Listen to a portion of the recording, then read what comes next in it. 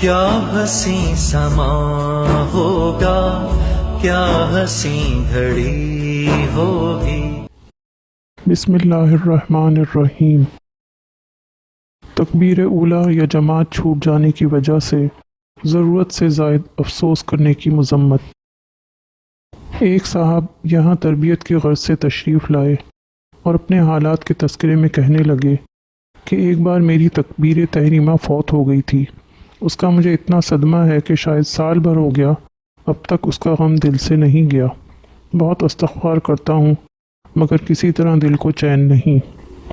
میں نے کہا جس چیز سے آپ استغفار کرتے ہیں اس سے استغفار کی ضرورت نہیں، بلکہ خود اس غم سے جو ضرورت سے زائد ہے استغفار کی ضرورت ہے، اور وہ بھی عذر کی وجہ سے۔ اس پر اتنا غم کرنا یہ تقوی نہیں بلکہ تقوی کا حیضہ ہے، کیونکہ حد سے آگے ہے۔ شریعت نے مستحبات کے فوت ہونے پر اس قدر رنجیدہ ہونے کا کہیں حکم نہیں فرمایا، اور یہ شخص شریعت سے بھی زیادہ تجویز کرتا ہے، کیونکہ شریعت نے ایک عمل کا جو درجہ بتایا ہے یہ شخص اس سے زیادہ اس عمل کو درجہ دیتا ہے۔ پھر ہم نے حاجی صاحب کا ارشاد نقل کیا جس کی وجہ سے مجھ کو بھی رہبری ہوئی، ورنہ ہم بھی اس غم کو اچھا ہی سمجھتے، اور ظاہر میں بھی واقعی یہ بڑا تقوی معلوم ہوتا ہے کہ تکبیر تحریمہ کے فوت ہونے سے اتنا غم ہوا۔ ایسے شخص سے اگر واجب چھوٹ جائے گا تو نہ معلوم کتنا رنج ہوگا، لیکن حاجی صاحب کے فرمان سے رہبری ہوئی۔ حضرت حاجی صاحب کی خدمت میں ایک بیمار شخص حاضر ہوا اور عرض کرنے لگا کہ حضرت مجھے اس کا بڑا افسوس ہے کہ بیماری کی وجہ سے حرم میں نماز نہیں ہوتی، گھر پر ہی نماز پڑھتا ہوں، اس کا بڑا رنج ہوتا ہے۔ حضرت اس کی بات پر ہنسنے لگے اور فرمایا اگر یہ شخص عارف ہوتا تو اس حالت پر ہرگز رنج نہ کرتا، کیونکہ اصل مقصود تو اللہ تعالیٰ کا قرب اور اس کی رضامندی ہے، اور اس کے طریقے مختلف ہیں۔ جس طرح اس کا ایک طریقہ حرم کی نماز ہے، اسی طرح اس کا دوسرا طریقہ یہ ہے کہ بندہ بیمار ہو جائے اور بیماری کی وجہ سے گھر ہی میں نماز پڑھے اور اس حالت پر صابر و شاکر رہے۔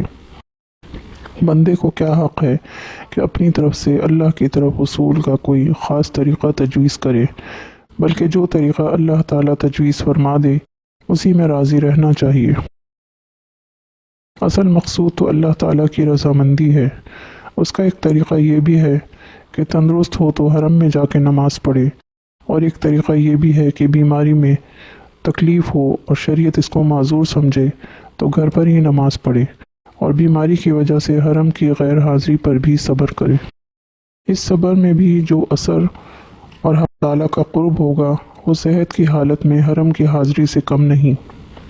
چنانچہ حدیث شریف میں اس کی تصریح ہے کہ اگر مرض یا سفر کی وجہ سے کوئی معمول چھوٹ جائے تو اس کے ثواب میں کمی نہیں ہوتی۔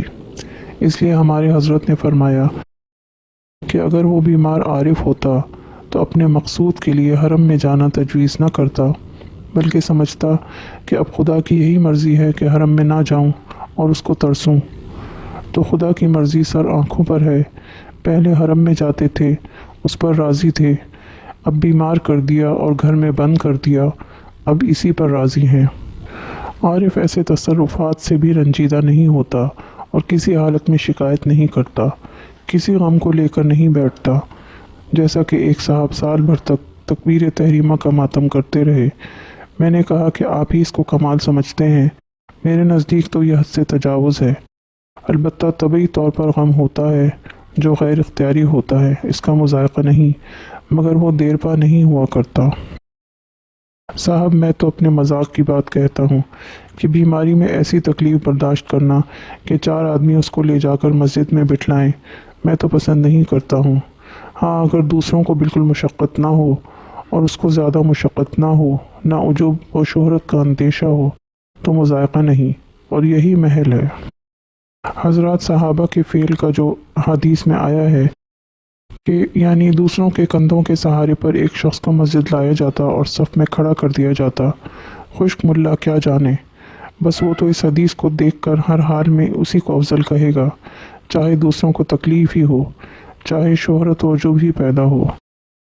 الغرض اگر کسی عذر میں حق تعالی مسجد کی نماز سے محروم کر دیں تو تم مسجد کی نماز کو تجویز نہ کرو، چاہے عمر بھر گھر ہی میں نماز پڑھنا پڑے۔